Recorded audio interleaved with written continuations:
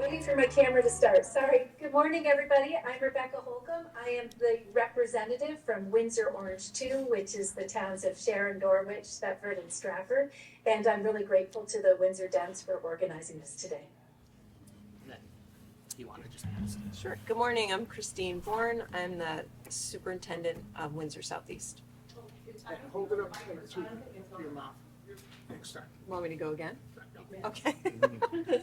I am Bill Yates. I am on the Mount Scottney School Board, and I am the Windsor Southeast Supervisory Board Chair. Good morning.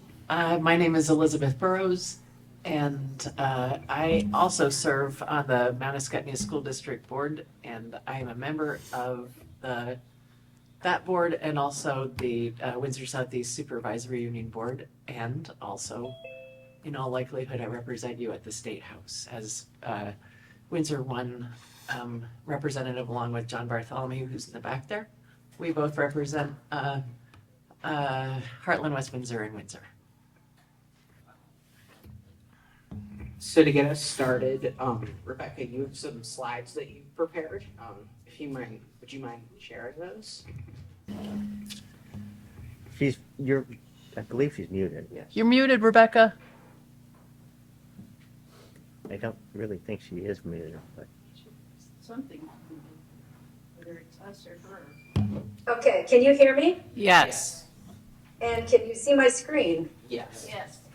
Okay, and I'm going to try to share this, and sometimes it doesn't work if I go into slideshow. So can you still see me and my screen? Yes.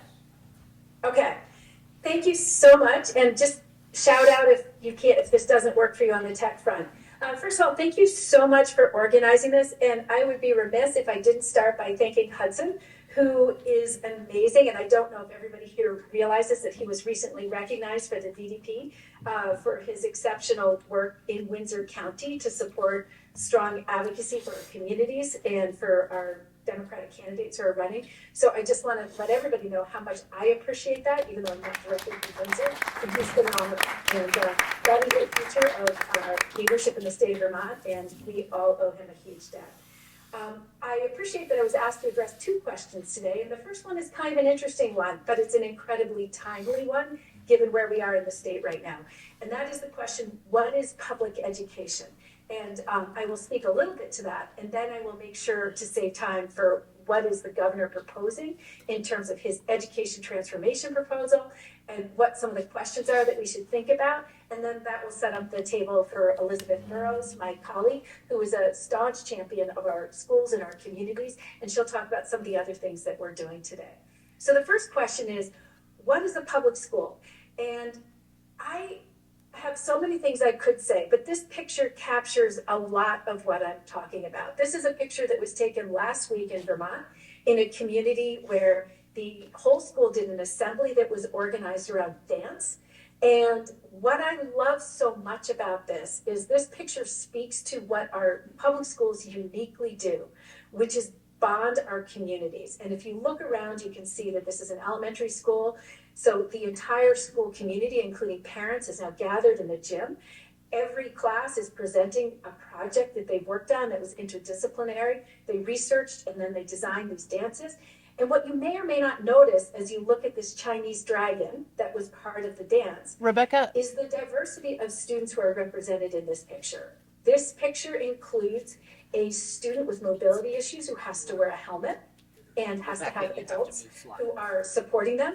It also includes a child with autism who is very uncomfortable being public, and a bunch of people who just don't really feel like being on stage and visible, but they are still part of this very public dance activity. Rebecca. I think this is a pretty good metaphor for what our public schools try to do. They take and welcome every one of our Use the children, microphone. and they bring them in, and they find a way for them to be part of the work of this. Can you see this picture now? Yes. It is a wonderful picture of a school dance. This is the dragon, and what you can't see, because I've set up the picture so you can't, is that there is a child here with significant seizure and mobility issues who is accompanied by adults, but is able to participate. there are a bunch of children for a variety of reasons. This is their preferred way of participating in a public dance event. And you can see the entire community coming around to celebrate. And what this school community has done has found a way for every single child to feel part of the work of the school in a way that feels right for them and lets them demonstrate their passions and their enthusiasms and their hard work, but in a way that meets their needs. And that's what I love about our Vermont community schools. And why does this happen? One of the things that people may not realize in Vermont is that our community public schools are a reflection of the fact that public schools and education is the only public service that's mentioned in our Constitution.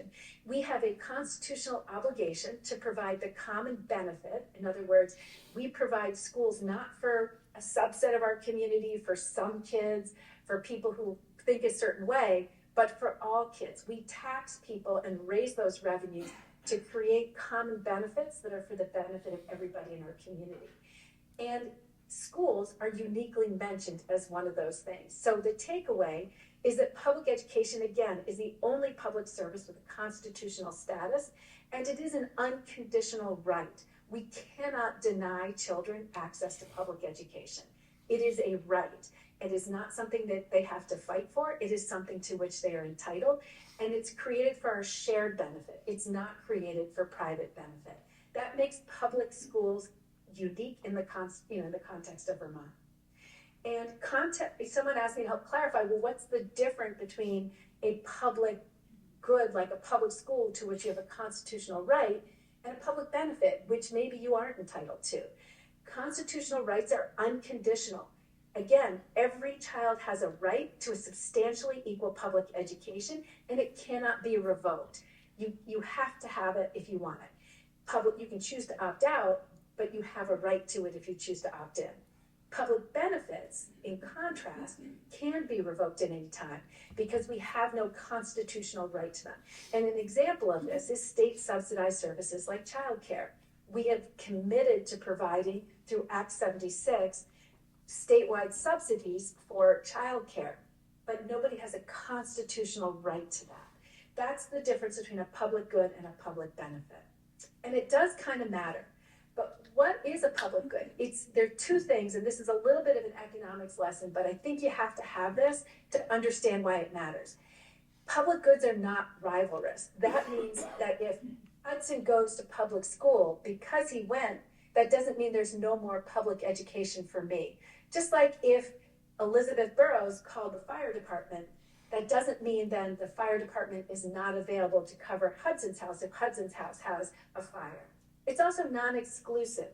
We all have this right, and nobody can say that we don't have this right to this public good that we're providing. Here's things that I use this for Montpelier, but this could just as easily be done for Windsor. Here are things we don't expect the fire department to say. We don't expect the fire department to say, we only fight fires for customers who are a good fit. We don't expect the fire department to say, you're a renter, not an owner, so we're not coming to put out your fire. We don't expect the fire department to say, if you want our fire protection services, we expect you to participate in religious activities as part of a membership in our firefighting community. And we don't expect people or the fire department to say that you have to earn our fire department services before we decide if we will show up and protect your house. And if you think about it, it makes sense. This is a public service. We tax each other, we support each other to provide this good that we might need. And that's what we expect from our fire department. And similarly, here are things we do not expect our local public school to say that really defines the difference between public schools and other schools. We don't expect them to say, your grades, your test scores, your recommendations, the letter from your pastor, they're just not good enough, so you don't fit. You don't expect your public school to say, you're pregnant or you have a disability, so find another place. This is a really big issue. You may or may not be aware that 18 states are now suing to end the Section 504 of the American Disabilities Act, which provides very basic access to public services in all kinds of settings, not just schools. So we expect public schools to provide protections for people with disabilities, but that may not be the case in a lot of settings in the near future. We also Don't expect our public to say, when we let you in the door, we thought it would work out, but we've changed our mind, so now you have to find someplace else. We don't expect public schools, when a family shows up with their child in August to enroll them, to say, we need to meet with your kid first and see their transcript to see if they're a good fit. Or you need to pay a little bit more money before we decide to enroll you. We also don't expect public schools to say you can enroll, but sign this statement that acknowledges our belief that being LGBTQ is like practicing bestiality and incest, or that our mission is to serve people of our faith, and so we're weaving our faith into every aspect of taxpayer-funded education. These, however, are things that we are sending taxpayer dollars to fund right now, because in our current system, we do pay for these things, but not in public settings. So that's a really helpful way of thinking about the difference between a public purpose and a public mission. And I did want to put up Thetford Academy, which is a historical academy. It is technically a private nonprofit school, but it is one that actively sought public school approval. So it functions as a public school in the state of Vermont. And it is the designated public school for the purpose of tuition for all Thetford students. That means it has made a commitment to the community to accept all the children from that community, and that community has voted to send all its students to that school. And this has some interesting effects. It means that every child there knows that that school is there for them, but it has also kept that school at scale. And think about that as we get to the next section of conversation about where we are in Vermont, what people are worried about, because scale is going to be part of our conversation. So that's sort of the answer to the first question. What is public education? The second question I was asked to address is, what is the governor's proposal, and sort of what is it and why are we doing this? And I want to start by saying what I hear from my constituents, because I think I've heard it from a lot of people in your area too. What are people worried about? They're worried about the cost of living. It is just too dang expensive to live in Vermont right now. Vermont, you may know, now has the average marketplace premium for healthcare in Vermont, believe it or not, is 4 times the average marketplace premium for healthcare in New Hampshire. We have the highest healthcare costs in the nation. That really is squeezing budgets. If you ask why your wages aren't increasing because if your employer is trying to cover those ballooning healthcare costs, they actually can't afford to pay people more. That's really putting a squeeze on our families and our taxpayers across the state. Housing. I've talked to so many people who have said that their house value has doubled, but that their income is not increasing. That means that they're worried about higher tax bills because they're property rich, but they don't have the cash revenue to cover the cost of those higher bills. And they're really worried about it. And they said, I would downsize, but where am I going to go? With 0% vacancy rates in some of our communities, even people who want to downsize can't downsize because there's no place to go. We're really stuck. And we're all seeing, food prices increase. It's hard to tell your grocery store, I'm not paying $4 for that. You're going to have to lower the price. It doesn't work that way. So that sort of leaves us with the one thing people feel like they have some semblance of control over, but feel like they're losing control over, and that is property taxes. And that's part of why in the last, several months, there's been a lot of talk about property taxes and how do we bring them under control. It is important to remember that property taxes are also driven by these other cost pressures I've talked about. Almost $100 million of the increase in our school budgets last year was just the increase in property taxes. That's about 10 cents on your average tax rate. And it's not just school budgets. Frankly, it's the state budget as well. Schools had to accurately predict what they were going to spend on healthcare. In contrast, our budget for 25 at the state level, we have something called the budget adjustment, which means we approved the budget last year, and the governor just came in and asked for some changes due to cost pressures. And no surprise, the biggest one was healthcare. We had $100 million in unexpected costs of education that we budgeted for, and that's what that big stink was last year. But the governor came in and said we had $120 million in unexpected increases in healthcare. We just quietly fixed that for them after the fact this session in the budget adjustment, which is now sitting in the Senate. So this pressure of healthcare is everywhere. So let's talk about what the governor is proposing on education. And you've heard these elements before. We need a new funding formula. We all agree we need funding formula. We probably need a foundation plan, which is what he's recommending. But let's just look at some of what he's talking about. When he is putting together his numbers for how much it should cost to educate a child, he's assuming that every elementary and middle school will have at least 450 students. He's assuming that every high school will have at least 650 students. In the model district that we were shared with at the state level, it assumed 8 schools with over 800 students. There's only 10 schools like that in the state, and they're all in the northwest corner of the state. At the same time, he's assuming class sizes in K-3 with a minimum of 15 students, and class sizes in grade 4 through 12 in every class of at least 25 students. So the point is, this funding formula assumes scale. And as the Secretary said in the House Ways and Means Committee, if you don't operate at this scale, you may have trouble covering your obligations within your budget, within the available funding that's prescribed to you. And just to give you a measure, and I've got this in the slide, the first graph in black, a prototypical, based on the analysis that we've seen, a prototypical student to staff ratio is about 8.83 to 1 in the governor's foundation formula, but it's only currently about 4.35 to 1 currently in our school system. So to achieve these numbers, we are talking about massive cuts somewhere. And the governor has repeatedly said he expects to save 180 million with this plan. But other than ending universal school meals, he has been unable to identify where these savings would come from. This plan also does significantly redirect money to CTE, and I think that's a legitimate policy conversation, but it also excludes significant costs from the analysis, including related to food service, capital costs. There's really no plan that's silent on special education, so I assume we're continuing the current Act 173 approach. And it doesn't account for legislative mandates, including related to initiatives like improvement of literacy instruction, which our schools are diligently trying to roll out right now. So it's a pretty significant shift that assumes a pretty significantly larger scale.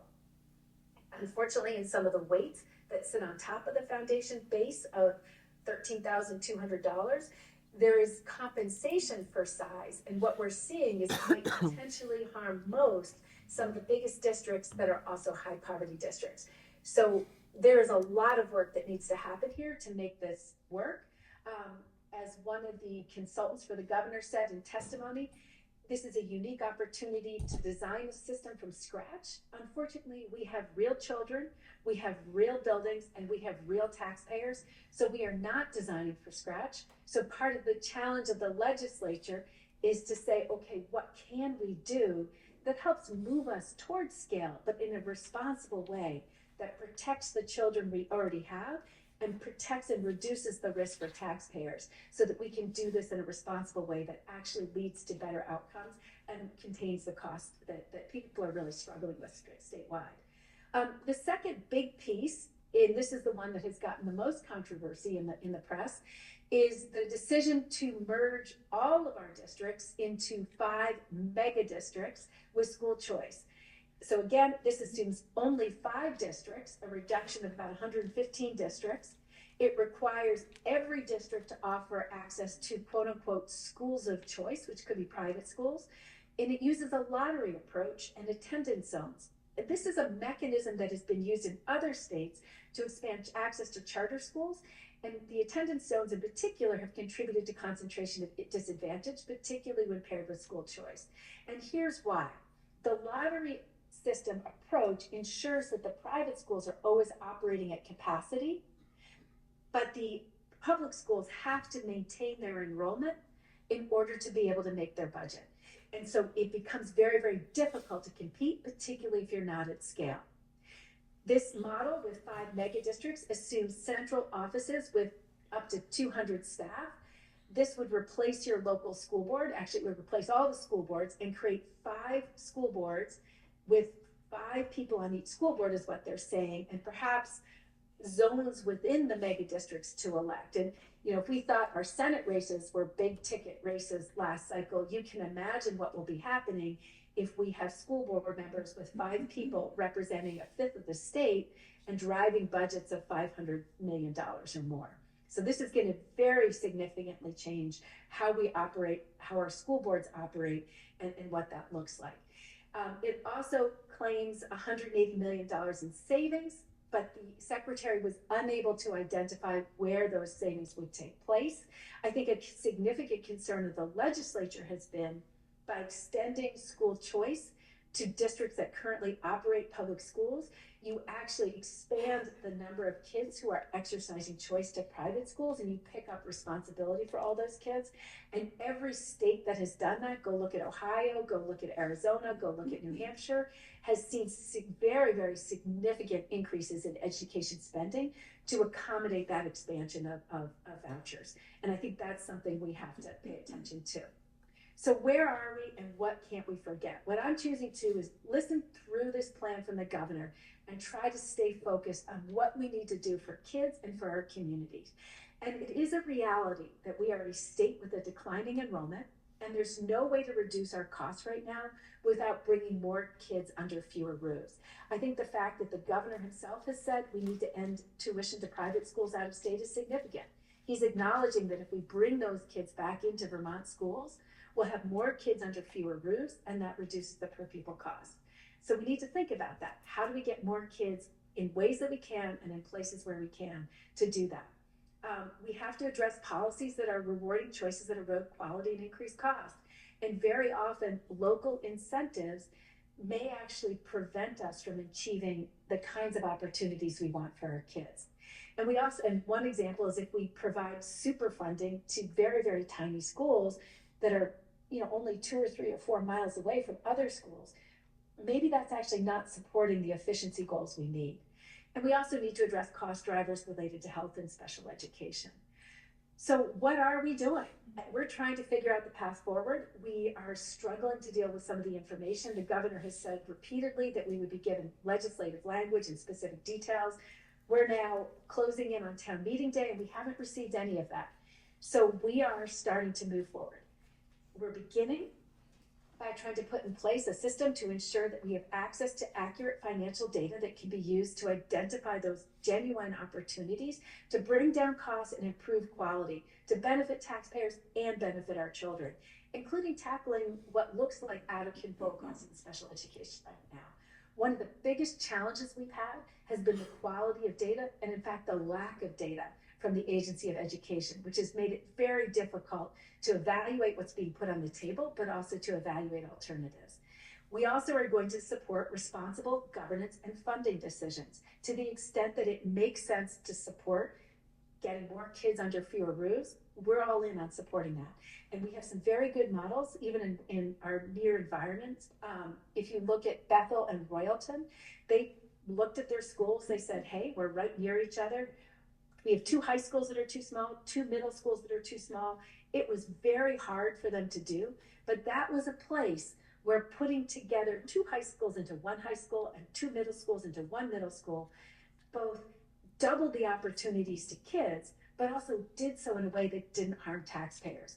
And we need to be able to ensure that we're supporting and enabling that kind of responsible decision making in the parts of the state where it really is needed and makes sense.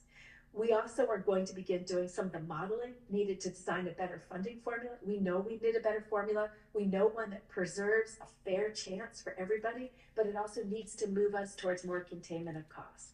And we also need to be looking at ways to increase scale. Again, where could unified high schools make sense and give kids better chances? Where could we responsibly limit tuitioning to bring more kids under fewer roofs?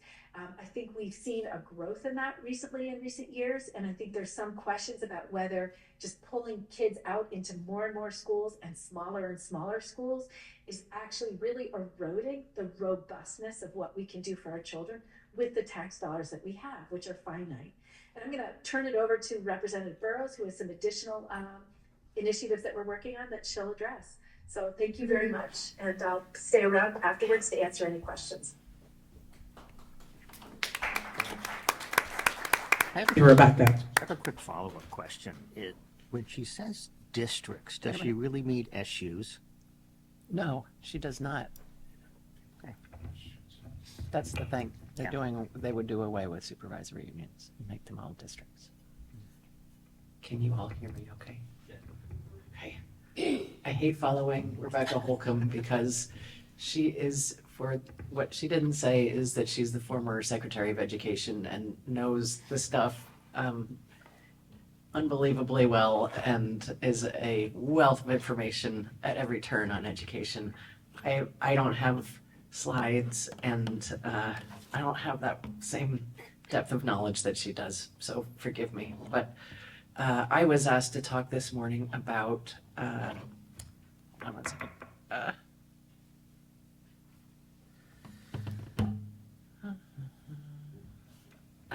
I was asked to talk about some details about how what is in the education fund. We have reading, writing, and arithmetic. We know about healthcare, the healthcare cost. We generally, many of you probably know about our problems with student mental health at the moment, which has increased in the last several years, not just because there's an acute mental health disaster at the moment, but also because of the way that our system is structured. We formerly had access to local designated agencies, and we do to a lesser degree now because of the way that those employees were paid.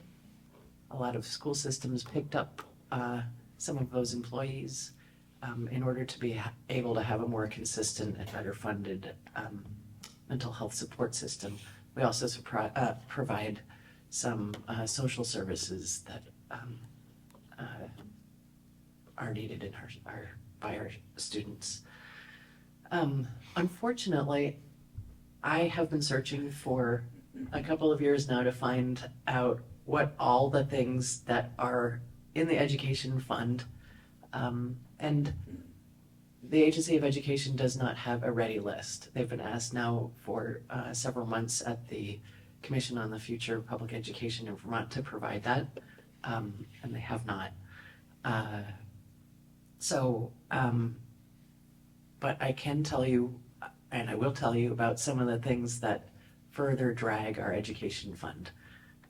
One of them is the current use program, which is now being, I think it's being addressed by the Environment Committee. Is that right, Rebecca? It's getting Yes. an overhaul. The current use program, it started in 1980. Its purpose is to preserve contiguous farmlands and forest lands in our state.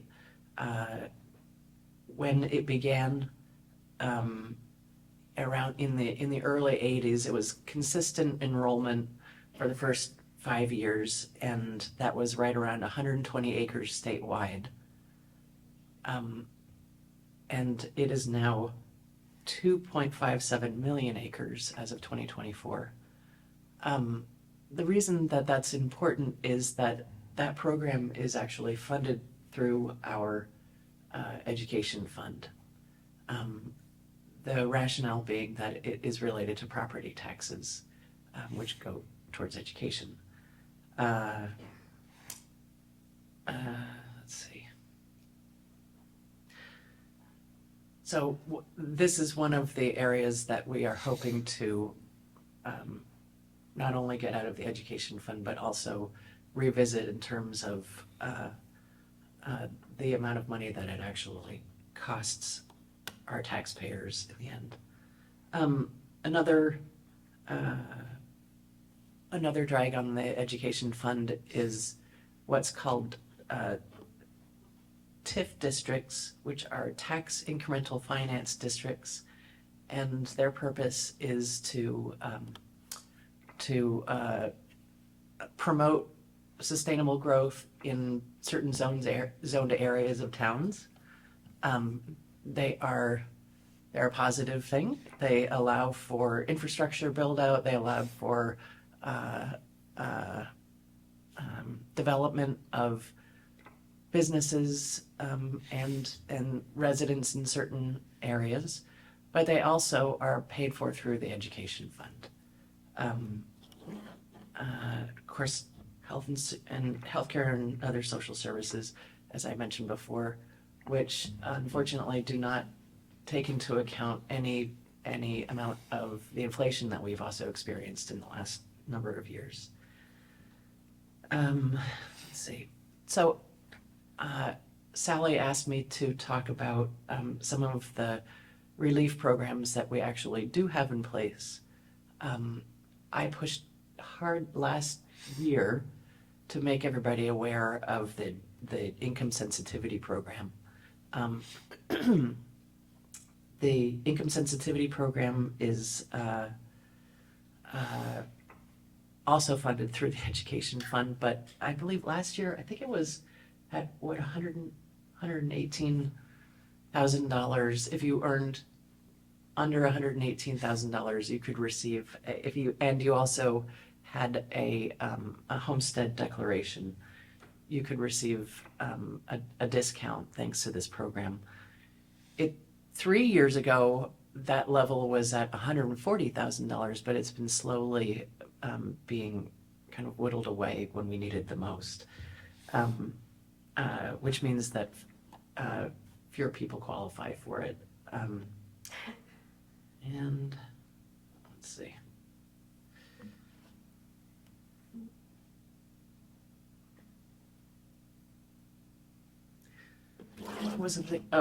Rebecca asked me to mention that House Ways and Means is looking into expanding the earned income tax credit, which is what I just mentioned, and lowering, and a child tax credit, which would help the lowest income working Vermonters, and also would help families with children.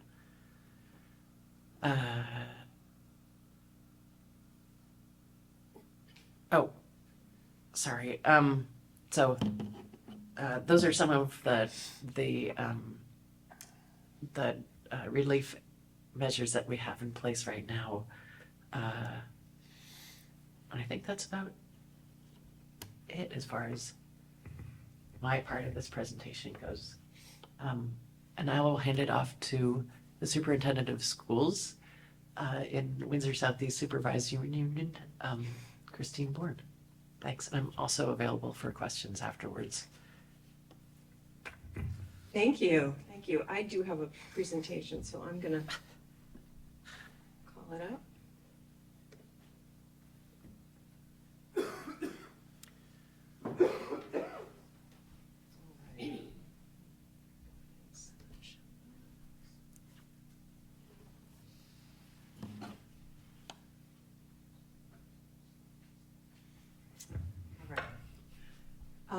So I'm Christine Bourne. I have the great privilege of being the superintendent in Windsor Southeast Supervisory Union. I'm in my second official year, but I was an interim for a year, so I'm still learning, but appreciate working in communities that support our kids and our and education in general. So I'm going to talk today. I was asked to talk about education in the 21st century and what that means in our supervisory union, and specifically in the Mount Ascutney School District.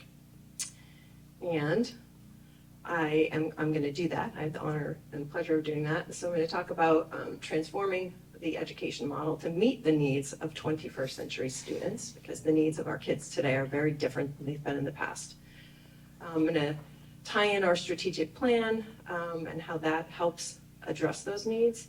I'm going to talk a little bit about state and federal regulations that affect our schools and our budgets, and then I'm just going to briefly give you a quick summary of the FY26 proposed Mount Ascutney school budget. And then I'm happy to take questions as well.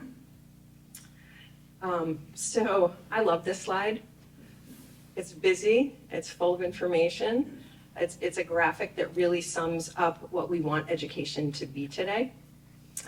So education for the past, I would say, 5 to 10 years, and I've been in education for over 30 years, but it is undergoing a vital and long overdue transformation. The traditional model that all of us, including myself, grew up in. It was designed over a century ago to prepare students for an industrial era workforce, and it's no longer sufficient. So that system prioritized compliance and routine, skills that suited students going into factory jobs, essentially, of the past. But today we're preparing our students for a future that is evolving faster than ever, filled with careers that don't actually even exist yet and challenges that we can't predict. So now more than ever, our schools must go beyond delivering academic content. We have to provide learning that is dynamic and intentional and deeply rooted in the development of essential 21st century skills. Our students have to graduate with the ability to think critically, be able to collaborate effectively, solve complex problems, and apply their knowledge to real world challenges. So by reimagining education and creating those opportunities for kids, we can empower the next generation to thrive in this increasingly complex world that we live in. I've got just a really short video that kind of demonstrates what educators have to think about in preparing kids for the future of work. So hopefully it's gonna work, Hudson. Opportunity is there if you're prepared to take advantage of it. There are thousands of occupations awaiting the workers who are qualified to fill them. Survival is going to go not to the strongest or the most intelligent, but the most adaptable. There are tests which will help you choose work which fits your level of capacity best. Almost all jobs are becoming technology jobs. We have to be more intentional about how training and education matches to actual tasks and jobs. Many people today are working at things which were their hobbies a few years ago. For the first time, literally, substantial and rapidly growing numbers of people will have choice. We have to be aware of two things that are happening right now in the world of work.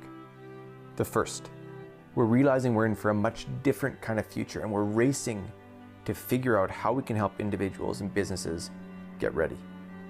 The second, we're starting to become highly aware that the more you push one narrow metric of success, money, growth, profit, at the expense of other life factors, the further we get from actually achieving true sustainable success.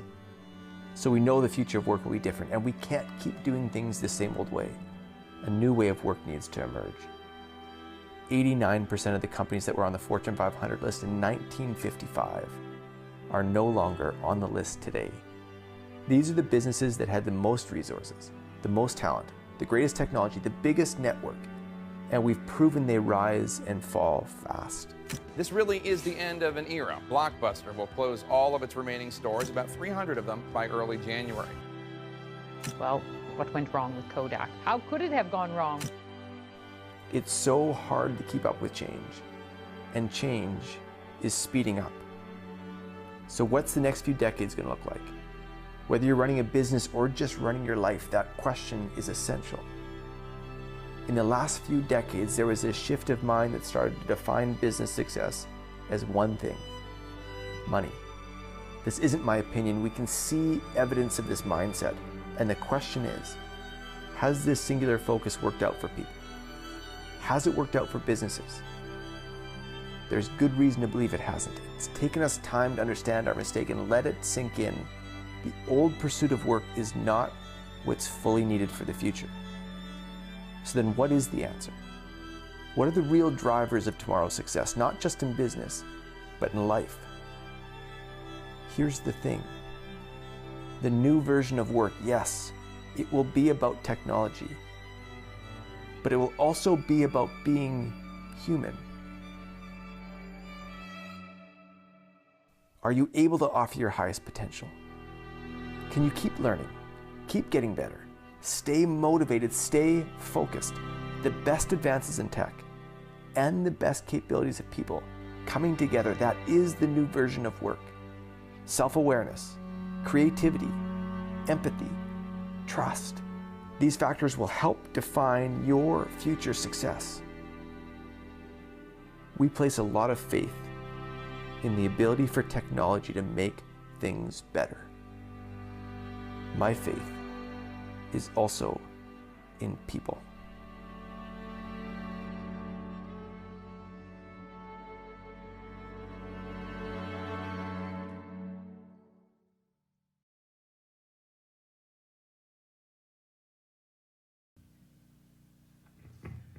lots to think about.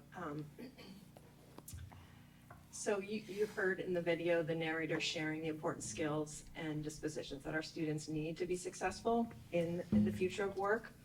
And about 5 years ago, at Windsor South Supervisory Union, we began transforming education with the development of our strategic plan. This plan, along with our portrait of a graduate, serves as our North Star. It guides what we aim to achieve. It was created with input from a large group of stakeholders, including students and staff and board members and administrators and town officials and business owners. And we worked really hard to come up with a plan that we thought would be best for our students to prepare them for whatever they choose to do after high school. Our plan focuses on 3 areas: student success and engagement, culture and student wellness, and information and communication. And a vital part of that plan is our 5 core competencies, which are empathy, perseverance, integrity, communication, and critical thinking, some of the things that you heard in the video. We were just forward thinking when we created our plan, knowing that kids need those skills to be successful. So I'm going to talk a little bit about each one of those goal areas just briefly to give you an indication of what's going on in our schools and where we're focusing our energies. Our top priority goal right now, and it has been for the past couple of years, I think that Elizabeth mentioned the mental health crisis that we're dealing with in this country, and that is certainly prevalent in our schools. So our priority goal is culture and student wellness, because we believe in educating the whole child. And we know that kids can't thrive in school. They can't learn unless their foundational needs are met. And that includes mental health, physical health, which includes food security, and their social emotional well-being. But those have to be met before kids can even begin to learn. We know that many of our students come to us facing significant mental health challenges, which often manifest as anxiety, depression, truancy, behavioral challenges, disengagement, academic struggles. We have students who who think about suicide, to be real with you. So we have a lot of challenges with our students. And we know that we have some students who don't have a sense of belonging in our schools, and that is very, very concerning for us. So to support our goals of culture and student wellness, we've done extensive work on becoming trauma-transformed schools. We use a collaborative problem-solving approach where we're engaged in conversations with kids when we're trying to solve problems. We are doing work around hazing, harassment, and bullying prevention, because we want to stop those things from happening and not just be reactive in those situations. We are striving to ensure that all students feel included, represented, and empowered to bring their authentic selves to school every day. Approaching these needs requires significant investment. It costs money. Schools are really taxed with providing not just education, but the social emotional help kids need, the food they need to be able to sustain, clothing, all sorts of things. Schools have really become responsible for that. And we do it willingly, but you need to know it does cost money to do those things. So we have invested in, you might hear of positions like social emotional interventionists, behavior interventionists. We have those positions in our schools. We need those positions in our schools to serve the kids that we have. We have counselors and clinicians and support staff, amazing staff at Windsor Southeast in Mount Scottney School District. Administrators, we brought on a coordinator of diversity, equity, and inclusion last year, and she is helping us move this work forward so that all our students do feel a sense of belonging. And we're committed to that in our schools. So that's culture and student wellness. Our second goal in our plan is student success and engagement, another important goal. And we believe strongly that our students need to be engaged to be successful. We have a framework that we use to help us amplify opportunities for students to have voice, to have choice, to have leadership across the SU. And we're empowering our kids. We have student leadership teams. We have students helping us determine what electives we should offer And we're trying to expand our flexible pathway offerings for kids so that they can learn in a way that makes the most sense for them. We encourage and actually require our kids to set goals and communicate those goals and their progress on those goals with their families at conferences. And so we really believe that students need to be involved in shaping their learning experiences. So we're working on that goal as well. The third goal in our plan is information and communication. We are currently working on an SU level communication plan that should be completed by this spring. We've launched a new website last summer, which we've had good feedback on.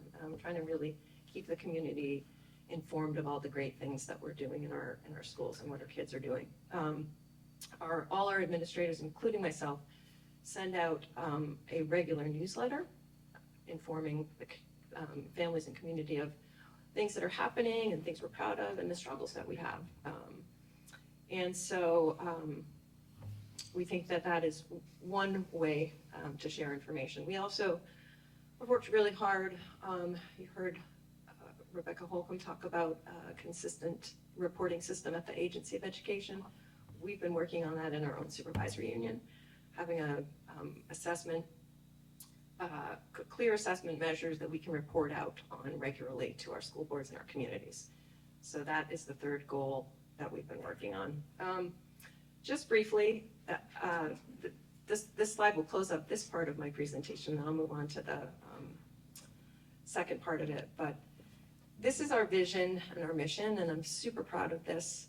Our vision and mission define not just where we are today, but where we are headed as a supervisory union. Engaging hearts and minds for a limitless future is more than a tagline. It's our commitment to creating learning environments that inspire curiosity, build confidence, and prepare our students for a world that is consistently and constantly evolving. We are shaping a place where students want to learn, where our staff want to come to work every day and they're excited to be there, and where our families choose to live. They want to live here because we're creating a community where they feel welcome and supported. This means moving beyond traditional education models to ensure that learning is personal, meaningful, and driven by student voice and leadership. I won't read through all our mission statements. They're up there for you, but I will say ultimately we want to create schools where everyone, students, staff, and families, feel a deep sense of belonging. When we do this well, we're not just preparing students for the future, we are empowering them to shape the future. So that is what we've been up to.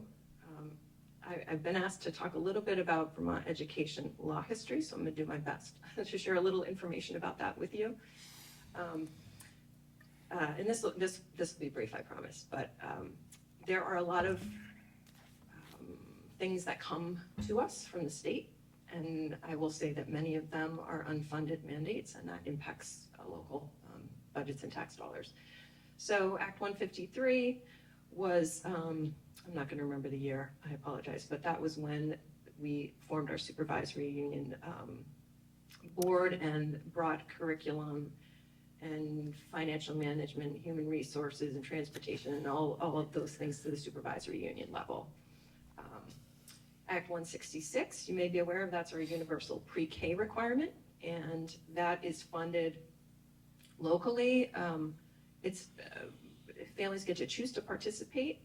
In our supervisory union, the board in 2015 voted that those funds would come out of the supervisory union budget, and then they get assessed back to each district. Act 46, you're all probably very familiar with that, was Vermont Education Merger Law, and during Act 46, that is when West Windsor and Windsor merged into the Manasquani School District. Our other two schools in our supervisory union did not merge at that time, and Wethersfield did not, but I will say that all our communities and our boards really collaborate and work really well together to support the needs of all our students. Act 173 was a special education funding, moved from a reimbursement model to a census model. And what that means is if we are not, if we're underfunded, then the rest of the money needed to meet our special education budget comes from local funds. Act 127, that was a recent act which talked about district quality standards. It also updated our pupil weights. So we went from equalized pupil to long-term weighted daily average, LTW ADM. Can you say a little bit more about what pupil weights are? Pupil weights, sure. So the primary aim of Act 127 and updating the pupil weights was really was to bolster educational opportunities in rural regions by redefining pupil weights. That's what the act was about. And it really stated simply the law is meant to direct education money towards schools and students who need it the most. So in our schools, our students carry different weights. So high school students are worth a little bit more. Students that are in poverty, it costs more to educate them, so they're weighted at a higher rate. Students who are ELL students, are English language learners, you just need more resources to educate these students, so you get more weight for those students. So when we do our budgets and we have to come up with our per pupil costs, we have to divide the budget by the long-term weighted LTW ADM. Average daily membership. Yeah, average daily membership. And so we may have in the Mount Escutney School District 550 students that are actual students in our buildings, but our LTW ADM may be 670. So when we divide those numbers, a higher LTW ADM actually reduces our per pupil cost and helps us stay under the threshold, which we aim to stay under so that we don't get penalized. So does that it's a complicated system, but hopefully that helps give you an idea. Can you say what the threshold is? The threshold this year, oh gosh. No, explain what it is. Oh, the threshold, yeah. So when we're calculating our per pupil costs, we are required to stay under a particular number that's given to us by the state. It was 15,000 and change this year, I don't know the exact number. And if our per pupil costs are over that threshold, we get penalized. We have to pay $1 for every dollar over. $1 for every dollar over. It's a steep penalty. It's a steep penalty. I think, just personally, and I can share in Mount Escutney School District, we are under that threshold. In Weathersfield, we are under that threshold. In Heartland, we are over that threshold. And so Heartland School Board has had a really difficult budget year, trying to figure out what to cut in the K-8 budget to get under that threshold, and they weren't able to do it. So I think it's a way to consolidate, to force the school choice to, maybe disappear for some districts. I think it's a tactic to be able to force some of that, but those are local decisions that need to be made. I've got, I think, one more act, Act 64, which is Vermont's permanent universal meals law. It requires that public schools offer universal meals and provide state funding if they do, through community eligibility provision, which we do qualify for. That's what we're in. And currently all our students receive breakfast and lunch at school.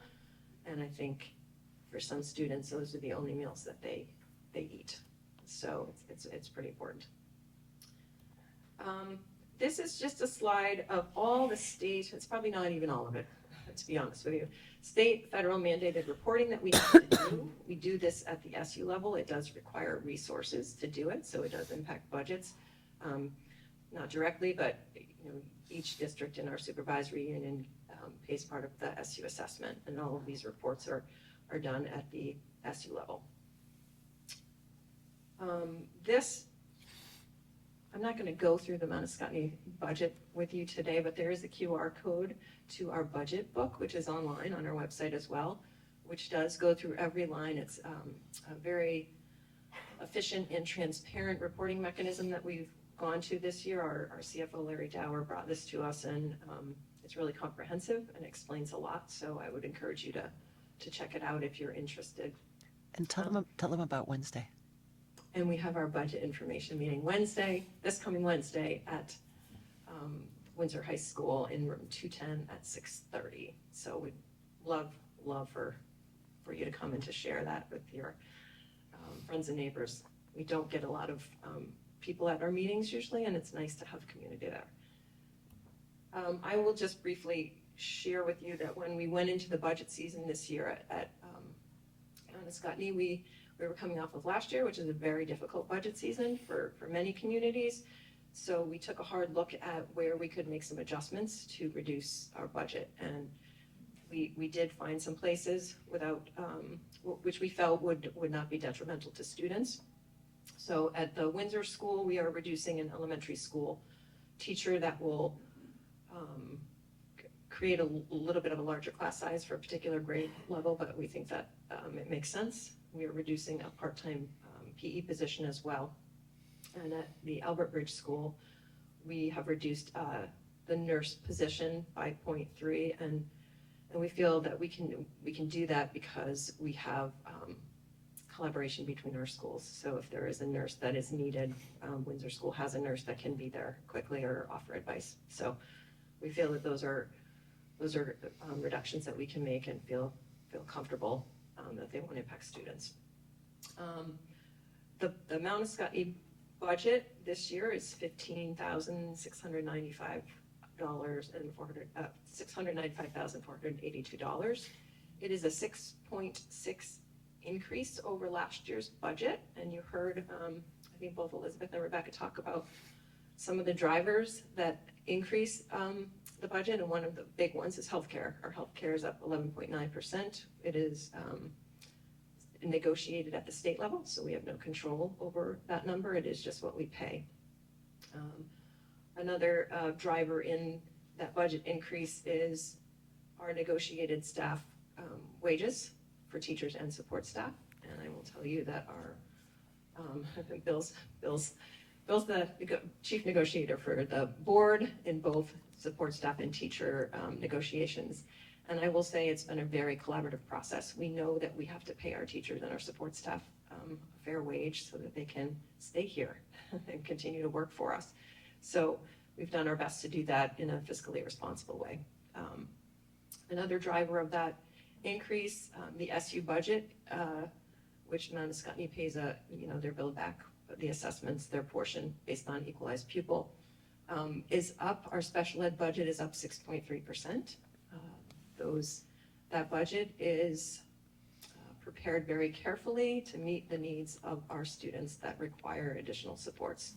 And that is something we look at all the time, ways to reduce those costs. But if you have a student on an individualized education plan and there are supports in those plans, we are legally obligated to provide those supports, and it costs money.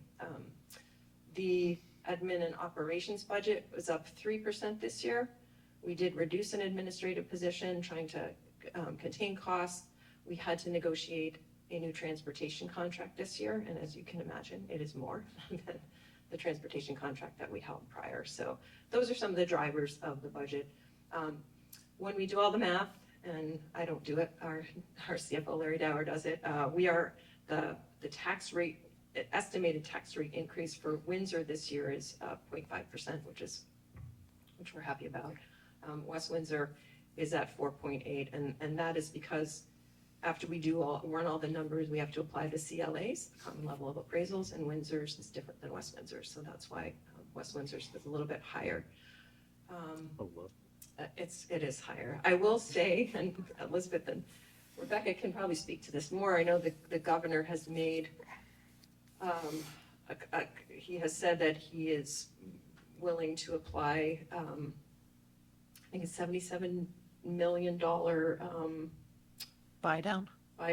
And so if that happens, if that passes, I have the numbers, that will be, the impact on the estimated tax rates will be, for Windsor, it will be a 0.9% decrease if that happens. And in West Windsor, it will be, the tax rate would be 3.4 instead of 4.8. So That is all I have to share with you this morning. So I'm going to pass it on to Bill Yates. You ready? I guess so. My wife just texted me, if you're home, can you clean off the island? No, I'm not home. Maybe this will be the entertainment section of the presentation, but I don't think so.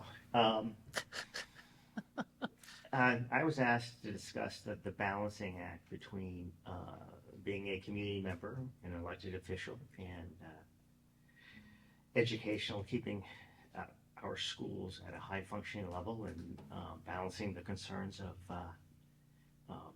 the community. There's no way I can keep within that really local area, mostly because, well, this sort of background here. I live in West Windsor, which is why, a 10 times increase in tax rate isn't necessarily a little, but it's understandable. I grew up in Windsor, though, at the largest land producing farm in New England on Route 44. My father was the biology teacher for 36 years at Windsor High School. So I went to State Street School. I went to Windsor High School. I am an educator. I have 2 masters in education. I work for the Hartford School District. So my role as a board member tends to be a little bit different than most other people's roles because I am an expert in education. That's just the reality of it. But looking at this community really, and I'm talking about the SU as well as the Mount Scottney School District, is a amazing example of what's happening to schools' educational funding statewide. And that is where my role as a school board member comes in, to try to fish our way through this issue. One of the issues we have is that at this time we really don't have a shrinking student population. We actually are looking at the fact that when we merged West Windsor and Windsor, one of the main concerns of West Windsor was that they were going to close Albert Bridge. The reality, Albert Bridge will close someday because that building can't last forever. But there's no way we can close it within this school district because we don't have the room. We don't have the classrooms. At Windsor. At Windsor, or even at West Windsor, we are full. And so Rebecca's presentation was absolutely correct about the ability to lower school costs comes into having more students under fewer roofs. Okay. What no one here has mentioned is what that is actually going to take is construction. Okay. Statewide, our schools are crumbling. There's basically 2 things that really focus on an outstanding education, and that is student engagement and relationships. Those things take people, okay, and they take expensive people, which is why education costs have risen while other costs have been not rising at that level. If you look at a Ford Motor Company assembly floor in 1970s, and then look at a Ford Motor Company assembly floor today, it looks very different. And the reason is that the private sector has steadily increased productivity. And productivity is doing more with less people. You can't do that in education. It's the same thing with healthcare. You have to have doctors and nurses and so forth. It's the same thing in colleges. You need people in the room, expensive people in the room. And so the idea that we're going to consolidate without a long-term plan for new construction is absolutely ridiculous. It's just not a reality. It's a fantasy. And, well, fantasies are good, but without some long-term planning, it's not going to happen. And so one thing I'm doing is, of course, and with Elizabeth's help, is to begin to reach out and say, hey, we have an opportunity here. And I really don't understand why the state government, and especially the governor, hasn't come up with the realization that we have some corridors in Vermont, I-91, I-89, which really lead themselves to creating very large high schools at a very low transportation requirement. And this, back to this particular area, we are surrounded by high schools that are crumbling. Woodstock is a hot mess. You've read about it in the news. They no longer have a functioning high school building without spending money just on Band-Aids.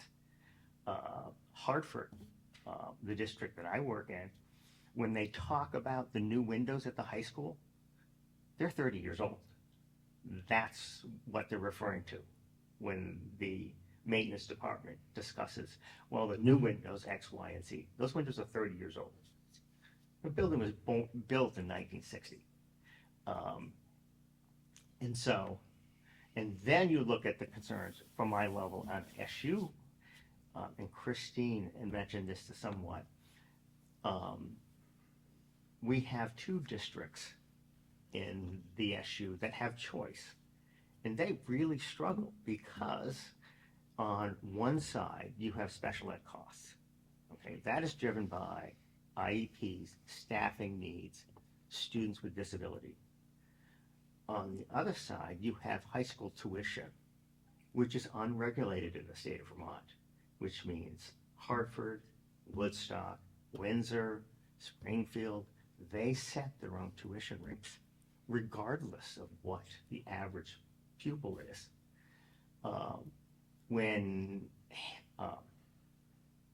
Heartland and Weathersfield sends a student to private school, they're all excited because it's the cheapest place they can send somebody, because they only have to pay the average pupil cost. So it's great if we send students to K-way because we're paying less. Unfortunately, though, Hanover is considered part of a Vermont school district. Hanover is part of a Vermont school SU. And so legally, they are available for choice. And I believe their tuition is what, $26,000? Yeah, $26,000.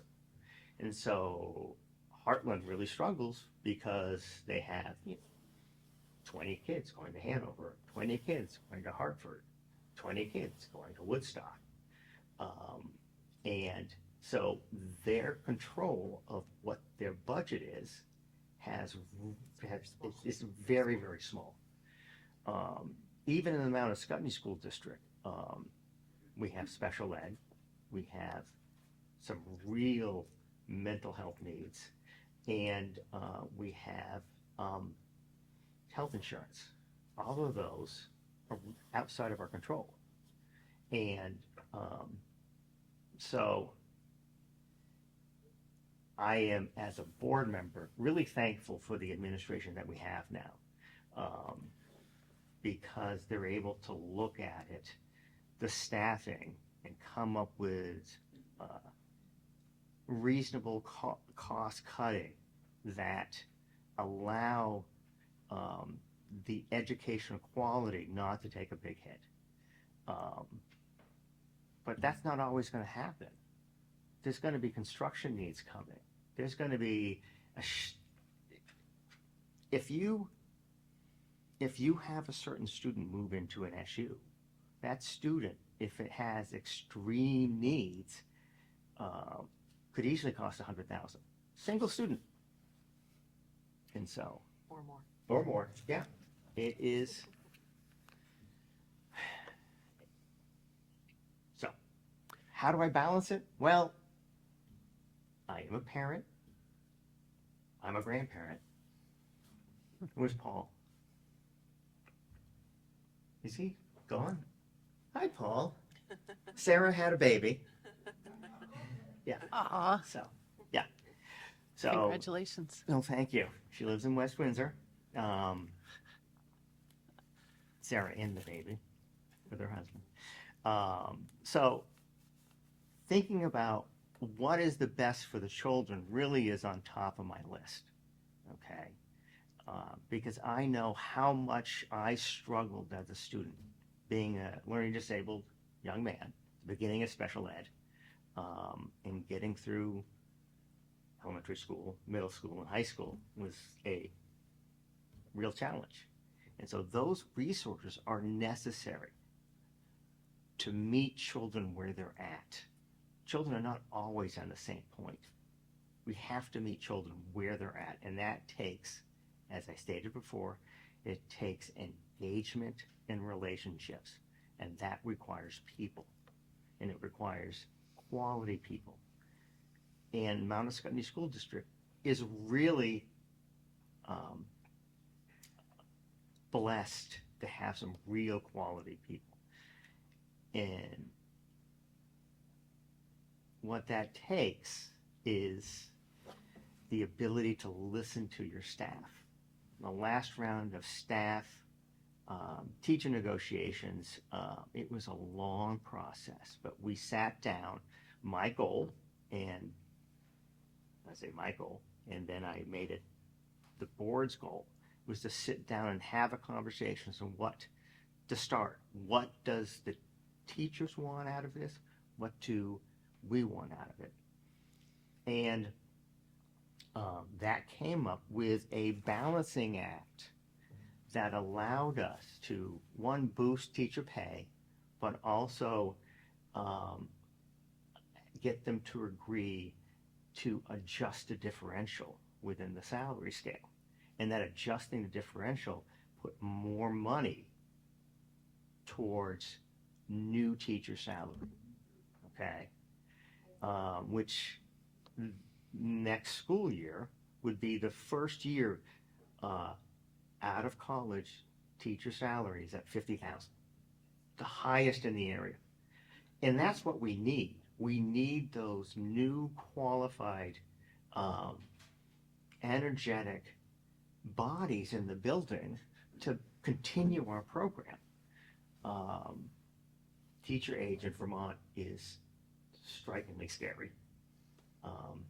It's been this way for 20 years, but it's coming to a tipping point where we're not going to be able to find teachers. Well, right now we are where we can't find teachers, but I'm just talking about, having bodies in the classroom.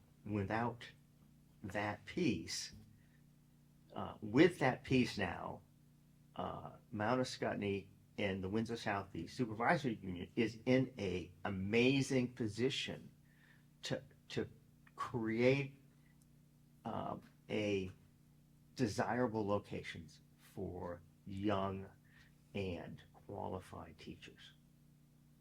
Hopefully we can get to the support staff next week, but we'll see. I don't know if I was on topic like I was supposed to be, but yeah. Thank you. Would it be all right if we just riffed for a little bit? Just talked about, because I have a couple of other comments that I'd like to make outside of the questions that I was saying I asked. have the microphone. Does anyone have a question for me? Yes, any questions from the audience, please raise your hand and I will come to you. With the mic. It's on. This is Michael Quinn. I was a teacher in Hartford. Some of the goals you have, I could see being accomplished easily through place-based education, but I don't see any of that happening. In your need for more space, is there any kind of role for the Southeast State Correctional Facility to fulfill the needs? Shall I or not?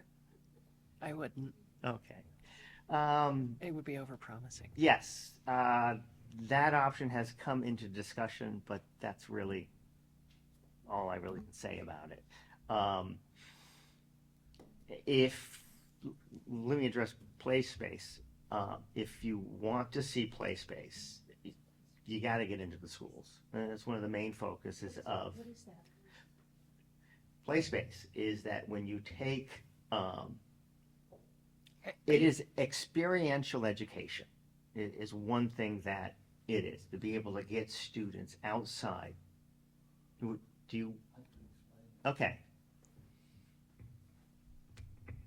For example, in Hartford, we made a map of Hurricane Hilliard, the town forest.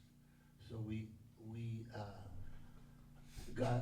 I got a grant for GPS units. We cooperated with Finns, and we went out and learned from the town offices about the boundaries and the history of the property.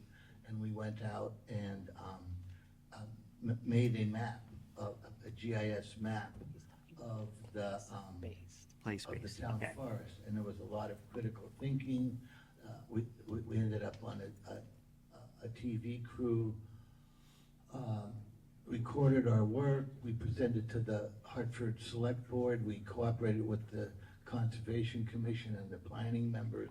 There was a lot of critical thinking, independent work, a sense of accomplishment, and that could all be done here, but I don't sense any of it being done. There was technology.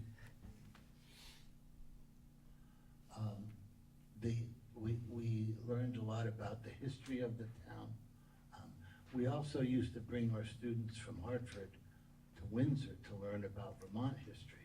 And there is so damn much good stuff in Windsor for students to learn about. And in addition to being purely academic, there are math opportunities, writing. The most emotional experience I had with students was in the Ascutney Cemetery, at the inmates cemetery. And there's just so much opportunity to do biology and invasive plant work in that cemetery and tree identification, and to meet these needs that you listed. But I'm not aware of anything like that occurring in Windsor. I saw it be successful. I taught my students tree identification. They taught the Hartford students how to do a tree inventory. And now every year, Hartford, the town, gets an award from the state for their for the work they do in their trees. There's so much could be done with the water supply in Windsor, learning about where does your water come from? How rich is this? What are the important things for maintaining it? The chemistry, learning about the regulations, interacting with state agencies. You got Paradise Park across the street. Yeah, the only thing I could speak to is the fact with West Windsor, because that's where my children went and that's where my children go. They have, I've done, at Pomfret, I taught, tree identification. I have a bachelor's in forestry and horticulture, so Acer Sarcarum and Fraxinus americanus, and all those Latin names. But they have the outdoor classroom. They teach tree identification. I've actually trained staff there on tree identification. They use the brook to study the different ecosystems and the ecosystems from the different areas. Each grade level has their own outdoor classroom, and it expands even off the property, which we've dealt with policy. I want to say something too. So you're absolutely right.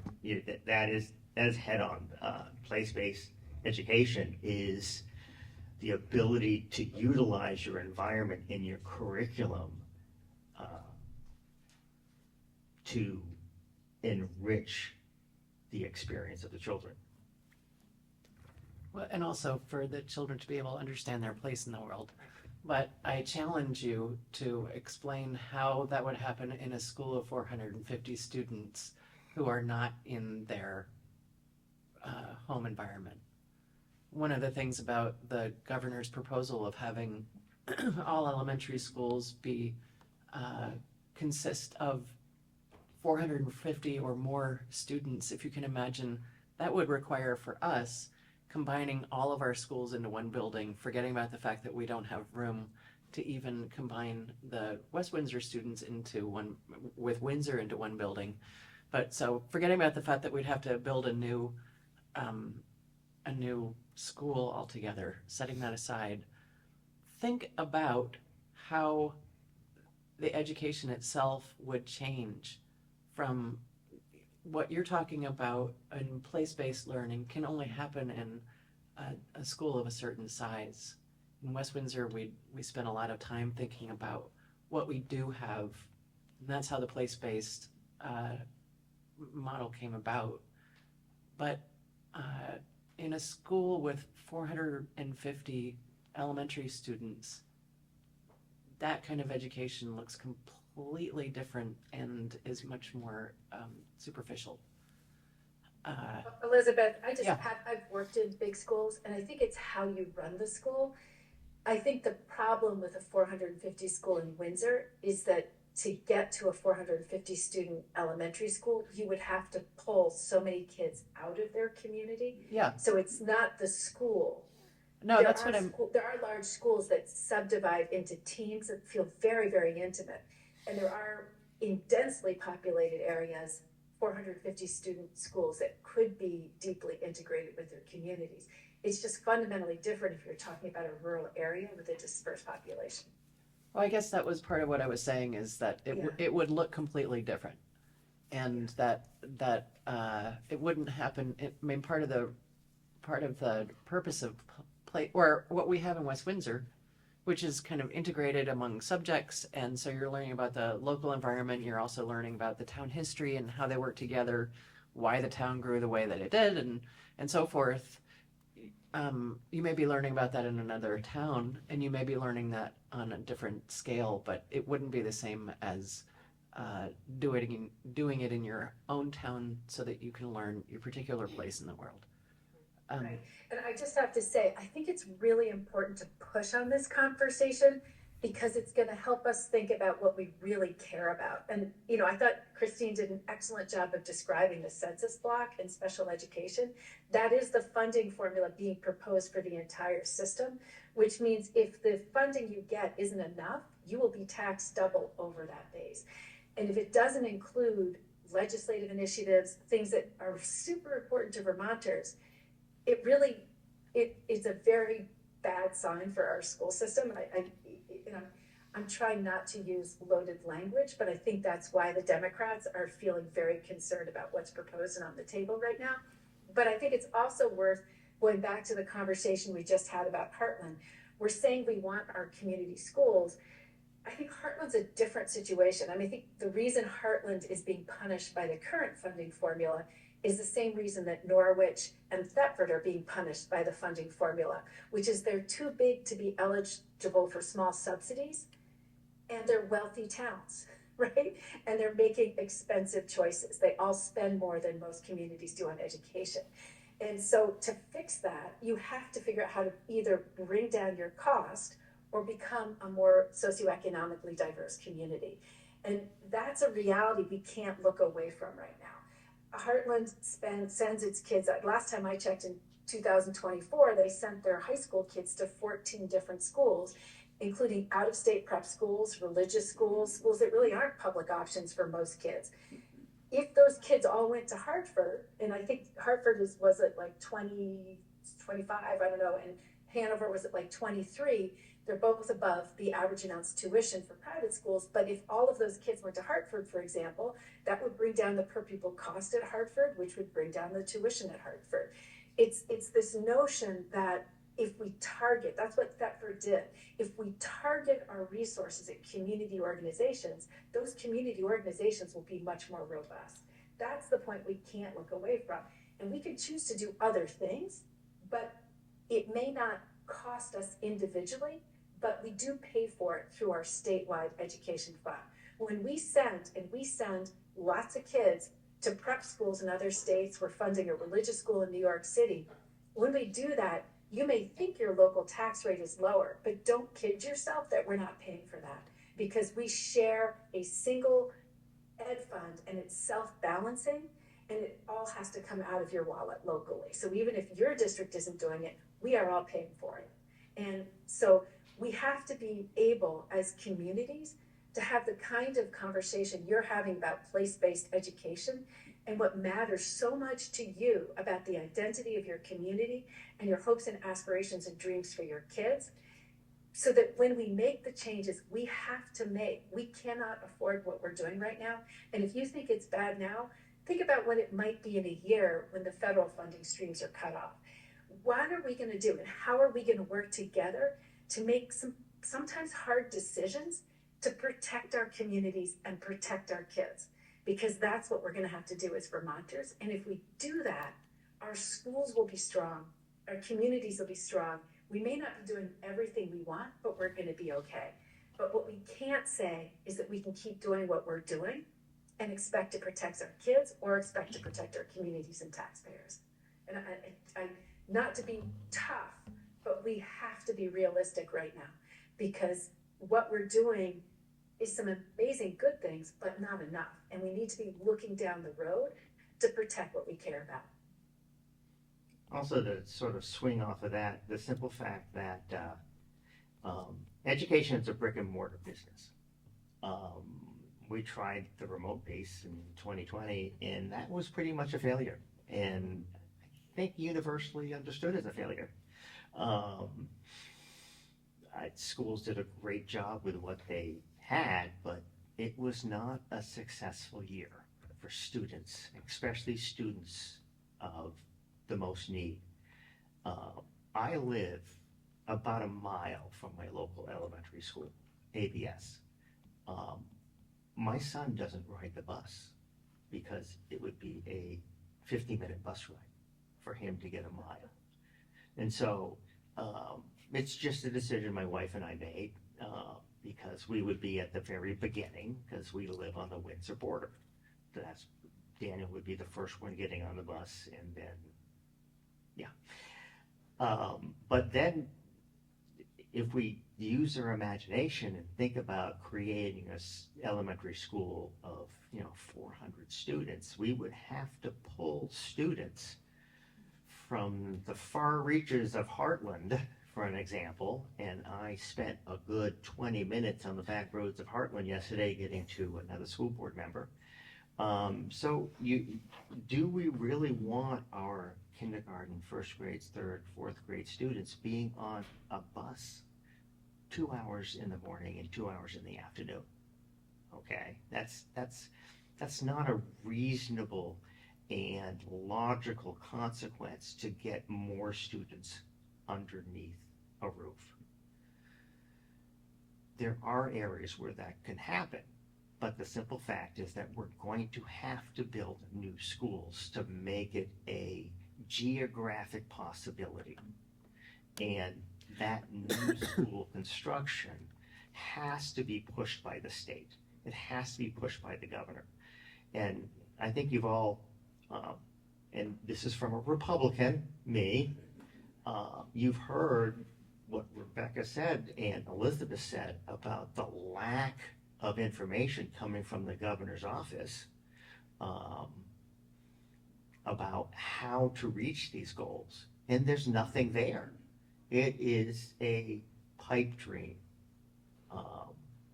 As an education professional, I would much prefer that they first focus on making the Department of Education a functional entity, which it isn't. It is a dysfunctional entity. I work closely with members of the Department of Ed, and I get to then work with a new member of the Department of Ed the next year, or 6 months down the road, and then work with a new member of the Department of Ed, because they can't keep people. And so I don't know. Christine, did Elizabeth and I talk enough about play space? I think you did. Okay, does anyone else have any other questions? Yeah.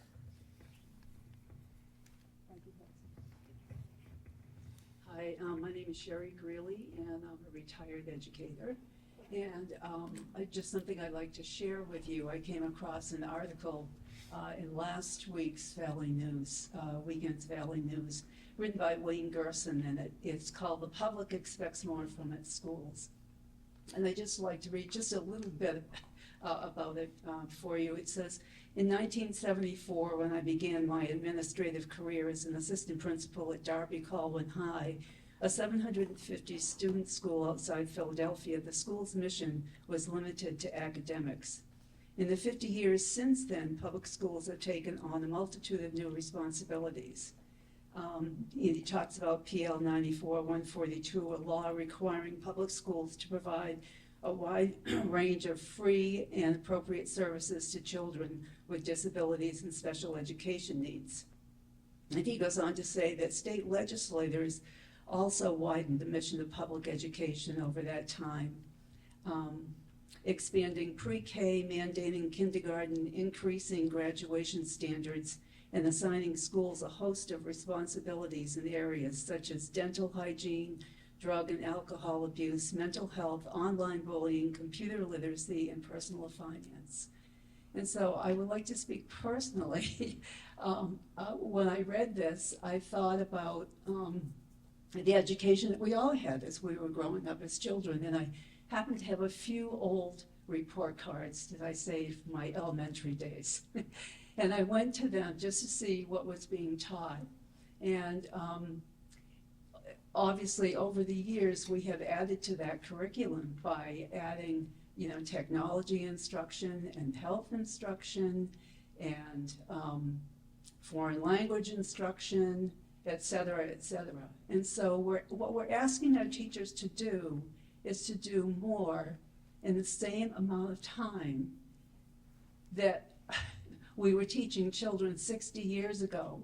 What struck me was looking at that report card and thinking, this is, my 180-day a year experience in education, and it has not changed since then. Now, how many people, as an employee, if their employer came to them and said, well, I'd like you to do, more of this and more of this and more of this and more of this, and wouldn't ask, give me some more time, give me another hour with a child, give me another week with a child. And so, Christine, to your point, where the jobs of the future are totally different from the jobs of the past, we're still dealing with an agrarian society school calendar. And so I worry, because teachers are so wonderful, they don't say, give me this, give me that. They'll say, oh, okay, we'll do that. We'll just integrate it into this. We'll integrate it into that. So how long can you integrate something before it starts falling apart? So I had an opportunity to meet, I've been retired for a while, but I'd like to catch up with my teaching friends who are still teaching. So I got together with a veteran elementary school teacher, and I'm talking elementary school here. I don't know what goes on at the high school or the middle school, but and so we're talking about school, and I asked her how it was going, and she was talking to me about the several new initiatives that they were doing, and I came to the part because I was a reading specialist. I said, so, how's the writing going with your kids? And they have added Spanish to their curriculum. And she said, well, I don't teach writing. And I'll tell you, I caught my breath. And I think that there's a reality on the ground with teachers that we really have to consider as well. And I worry that we're teaching a mile long and an inch deep. Thank you. Yeah, it's my role of a Christina, as a board member, I really push to limit what the focus is. To me, you have reading comprehension and writing. That should be the focus of all curriculum, regardless regardless of what the subject area is. I had the opportunity to work at an elementary school that was the top performing elementary school in the state of Vermont history of state testing, Pomfret, Vermont. It's no longer an elementary school. By pushing reading comprehension and writing in all areas, we were able to reach 100% math and reading for every, so all students, grade 3 through 6, scored proficient in that school. And what it was is to focus on exactly what you're saying is taking in information and then synthesizing it and outputting information. That is what is required in today's. Yes. I just want just a little clarity. You had mentioned that even if Brownsville, Albert Bridge didn't, if they couldn't come into Windsor Elementary School. So the Windsor Elementary School is full. I mean, teacher ratio and everything is really even, and that's full with student teacher. The teacher to student ratio in Windsor, and I just did this for Davis, if I remember the numbers. So I think if we just take teachers and no other positions into the equation, I believe it was a 1 to 14 point something ratio, and at Albert Bridge it was 1 to 9, I think.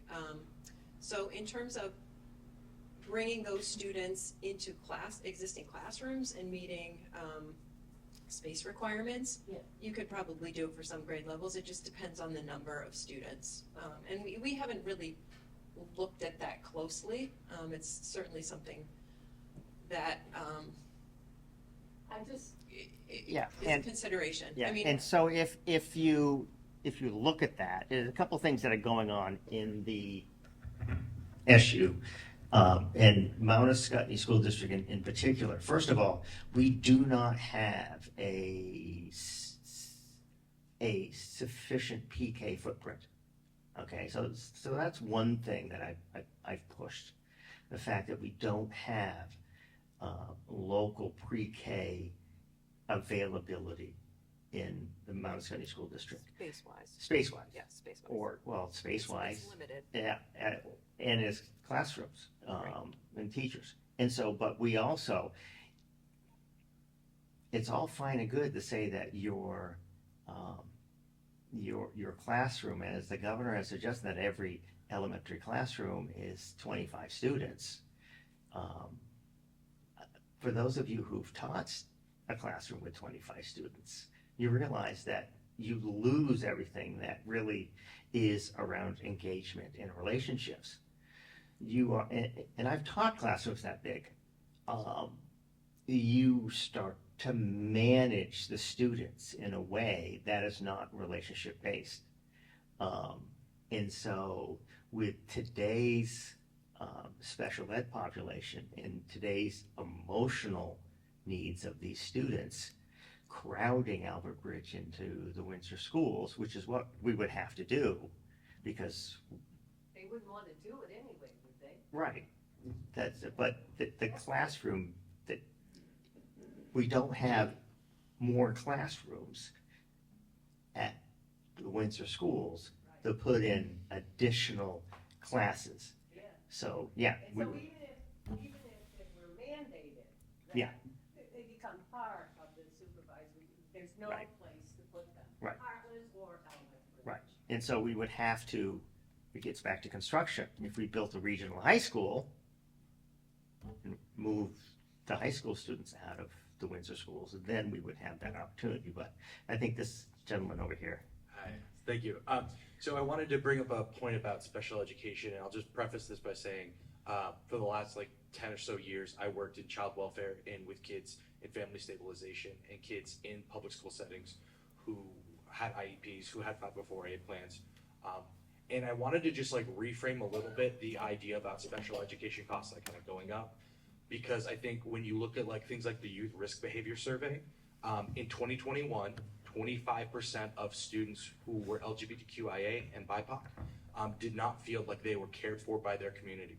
And you look at 2023's numbers, and those have gone down in Windsor County. So that doesn't happen without an intentional effort. And you all have done a really wonderful job in intentionally helping kids feel connected, loved, and cared for in their schools. And that's a big deal. And I just want to validate that. And I also want to say that the Office of the Child, Youth, and Family Advocate, if you folks haven't checked into them, they're an independent state agency that our legislators have been very supportive of. And they issued a report in 2023 saying that the Scott administration was sitting on federal funding from the 2018 Families First Act, which provided federal funding for home stabilization, community wraparound care for children whose parents are struggling with addiction, who are struggling with poverty, whose children are struggling with serious mental health issues that come to our schools with those issues. That the Scott administration is sitting on millions of dollars in that funding, which could be helping stabilize the mental health needs of our children. So, and the reason for that was their data system, was the Department of Children and Families struggles and a lack of infrastructure and updating of that data system. If you do a quick read in the media, you're gonna see that, DCF workers using spreadsheets, not actually a secure data system. It's horrendous. Anyway, my question to you is, I swear there was a question, look at that. My question to you is, how is there an effect in the Agency of Education on an unsuitable data system on the acquisition of federal funding? Are we sitting on federal funding from the Scott administration? Sorry, is the Scott administration sitting on federal funding that could be used to help stabilize families in school districts in our school finance system because of the data system? What does that affect in your perspective? I'll validate one of your points and then hand this off. I am the Hartford data administrator, and the AOE data system is a hot mess. So that's all I want I'd to say. love to speak to that because I have very, very strong opinions about that. And I first of all want to thank you for bringing that up. When I was on the Appropriations Committee, that was one of the most important issues I was working on. You are 100% correct. And I think it's a really good metaphor for where we are again. We have failed as a state to invest in core government operations, and then we're shocked when we can't access available funding or available opportunities for our kids and our communities.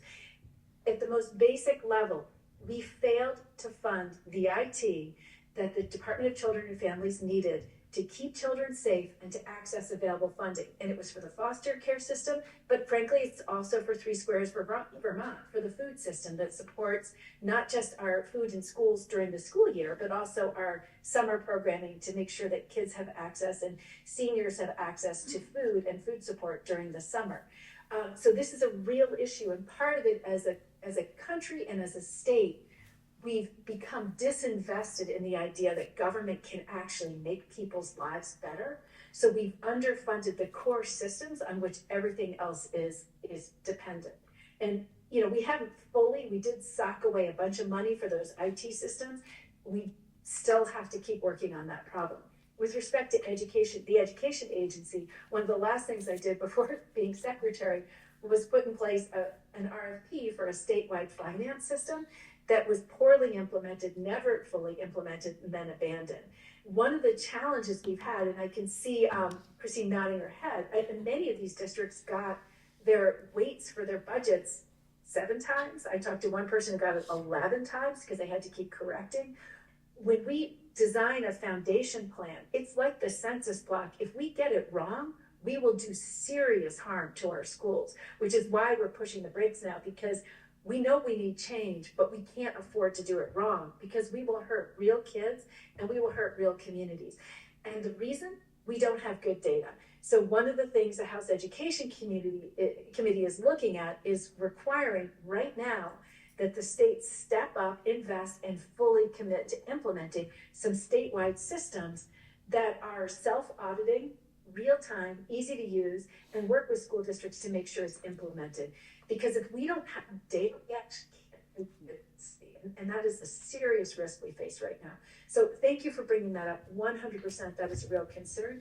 And yes, it is making a difference. We know the agency has had to return money to the federal government for Title I, which is money that could have been used to support some of our most disadvantaged and struggling learners.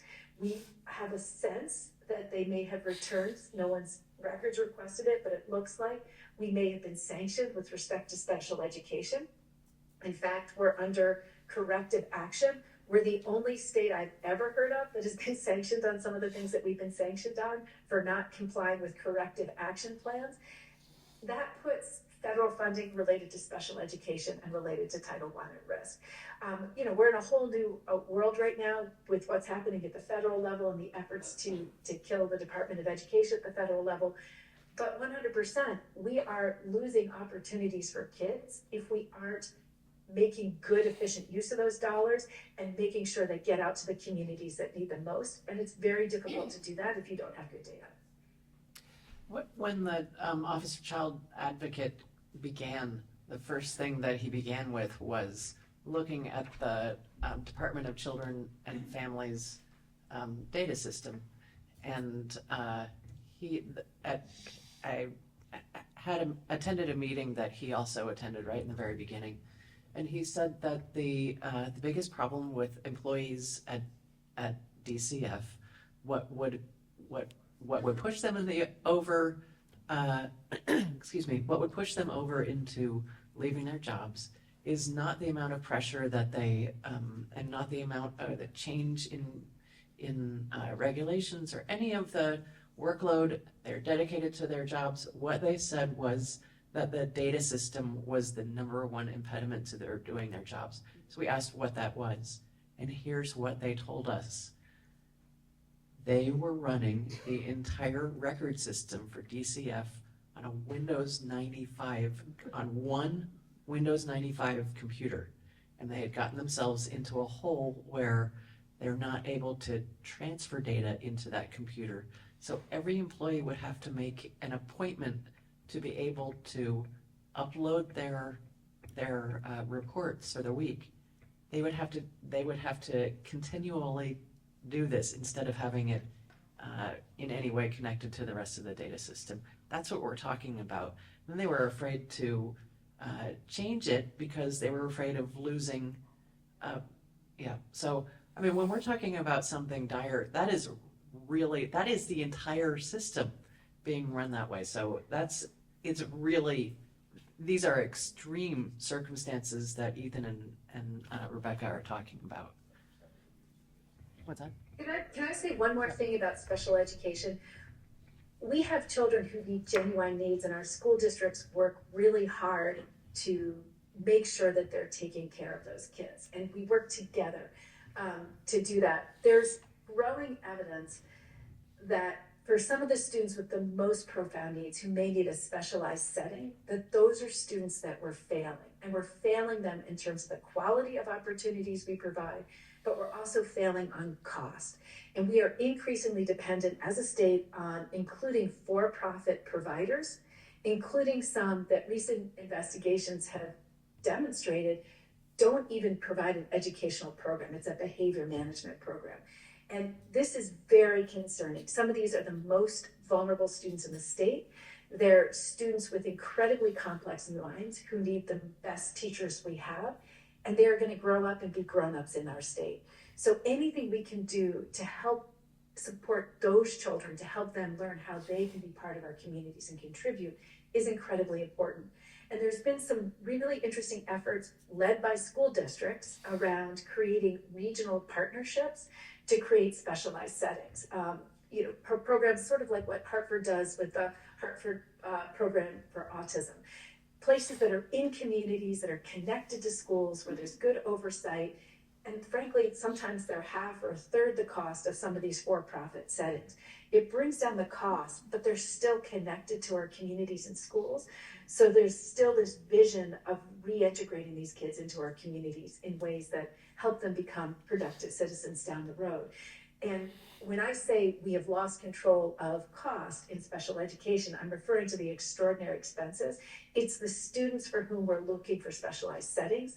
When we place them out of the system, what we are seeing is that we're spending a lot more than we need to, but we're also getting really educationally impoverished settings for many of those kids.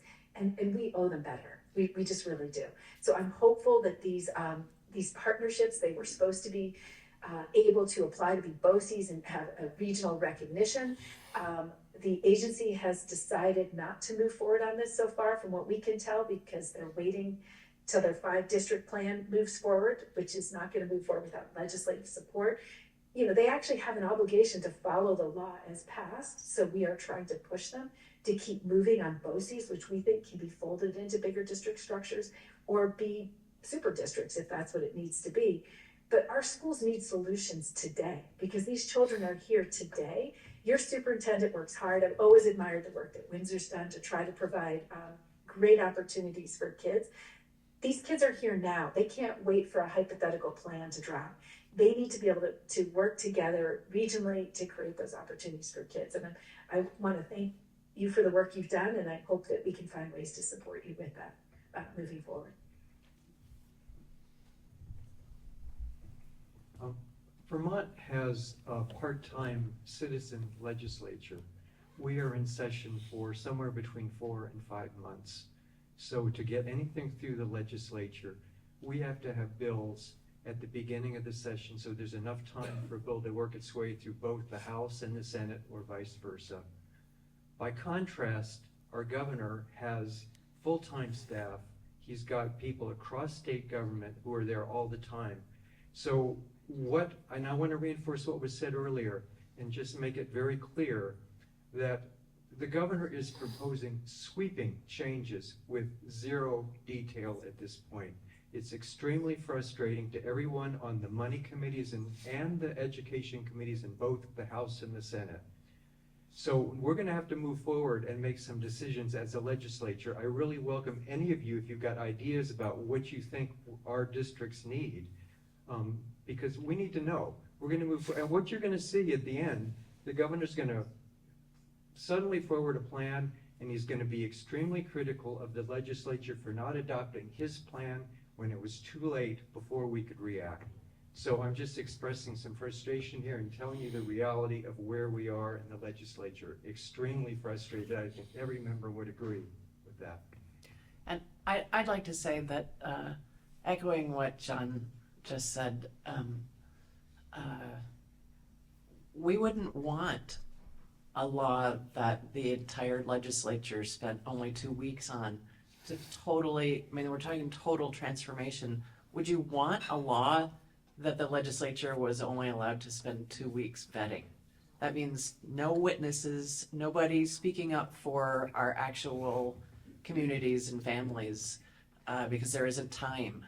We have a deadline in the House. We have a deadline of usually right around town meeting day. We get that week off, we come back and we pass out. Everything that is gonna go over to the Senate has to be out the week after town meeting week. And then and the same for the Senate, and we do their bills. But I wouldn't want to see how that would be executed, a bill that our legislature essentially only had 2 weeks to vet, when some of the changes that have already been suggested are as big as they are. The session is nearly half over. Yeah. I'd really like to see the governor, as the leader of the executive branch, actually make sure that the job that his employees are expected to do actually get done. And those are the employees that I have to deal with. Well, and they'd have to be, I mean, part of the problem is that their salaries are master's degree levels, positions being funded at $18 an hour in order to not fill those positions, which is why we have lagging agency of education. I'm sure Rebecca could speak a lot more on this, but. So because it's getting to be, is it on? Hi, so because it's 12 o'clock, you know, you have been wonderful, and it's been so insightful, I'm sure, for everyone about the dynamics of funding education. It is not what it was in the 70s by any means, or the 50s. And I hope it's opened our eyes up to what goes into a school budget, why it costs money to educate our children, and that we need to always pay it forward in terms of our tax, supporting a budget. Because when we were young, somebody supported a budget for us. So that we need to remember that even though it's a financial burden, it's essential that we always support our school budgets, our education system, because that is the future, and they need to be there to help us, and we need to help them and have their back. So thank you all for being with us. Our next event will be March 22nd. It's going to be Coffee with the Senators. It will be here as well, same time, 10 o'clock, and we'll have notifications on that as well. And we'll have all of our representatives. John Bartholomew will be here, and of course, Elizabeth, and then our 3 senators. So we hope to see you then, but thank you for joining us on this event. Thank you so much for setting this up and inviting us to be part of this. Thank you very much.